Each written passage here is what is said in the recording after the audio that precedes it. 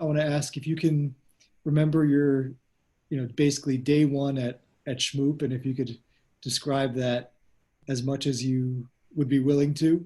And then to extrapolate, I'm wondering if you could give suggestions for people who might be in a similar situation, perhaps at a different scale. So somebody who's joining an already established company and is looking to assess the situation, build rapport, give input and show your expertise, but not be imposing. So I'm wondering if you can kind of give the micro and the macro to your beginning at Schmoop. Yeah, absolutely. So I've done it, made that transition twice in my career in a big way. So I can use both of them. One was the transition from a company like Autodesk to Pluralsight. And then the second time was from Pluralsight to Schmoop. And, I'll lean back on the first one. When I was at Autodesk, I was running a very large team of people in more than a handful of countries. And so I was spending my time leading people in a diverse environment, anywhere from South Korea to London to across the US, South America, up through Canada, and just all over the globe. There was a lot of, as you progress your role at a company like that, a lot of respect comes with the role from the people that work for you. And so I think you start to feel that you have some kind of value, right? And that's what you'd hope for in any role at a big company like that. And I was presented with this opportunity to start up a business at Pluralsight. And so when I left Autodesk, I sat at my desk. I actually took a picture at my desk the first day I started at Pluralsight, and I was an employee of one. So even though Pluralsight at that point was very small, it was a very small company, and it felt very risky. I went from this very comfortable position at Autodesk where they had, in excess of 15,000 employees, maybe up through 20,000 at the time, to being, leading a team of myself. I didn't have any employees when I started at Pluralsight. And then I was working in an environment with, very few people. Like there wasn't a lot of people there, the founders and some additional people. And that was, kind of it. It wasn't big.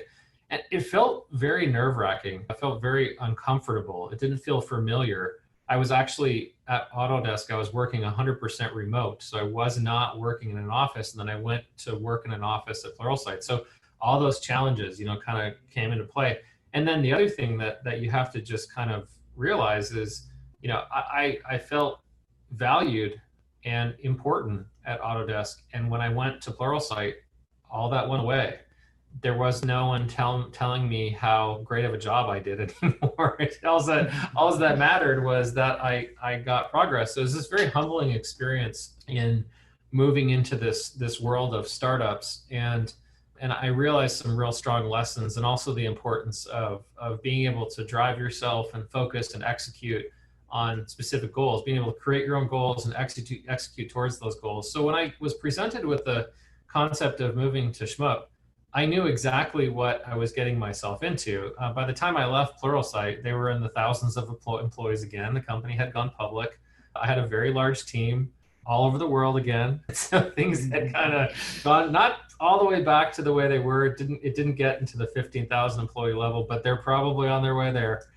But the reality is, it definitely felt like I was changing again. And it was a very humbling experience. The shift again, I had not moved to Scottsdale, Arizona yet. So I was back in Salt Lake City, Utah. I sat at my desk. I was introduced to the new team. The team was smaller again. The concept of what they were doing, a lot of listening, right? A lot of listening to what was currently happening at the company. Ellen, the previous CEO, had a lot of things to communicate to me and hand off to me in those first few days. And the ability for me to pick up that information, it doesn't just happen over, you don't have endless time to spend, being coached and told what to do. Ellen sits on our board. And so me going from talking to Ellen over those first few days very quickly went away.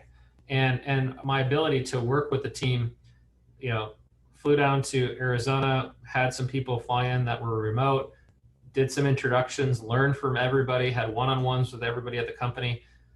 The interesting thing was I made some directional suggestions on my second day at the company around where we should take the business and how we should progress the business.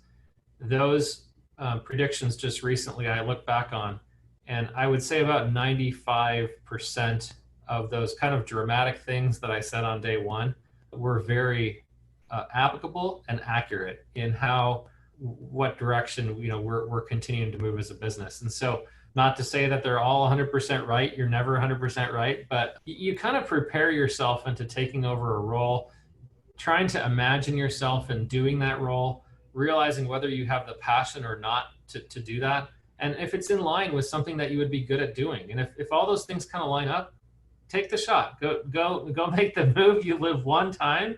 It's worth it. It doesn't mean you're going to get it right every single time.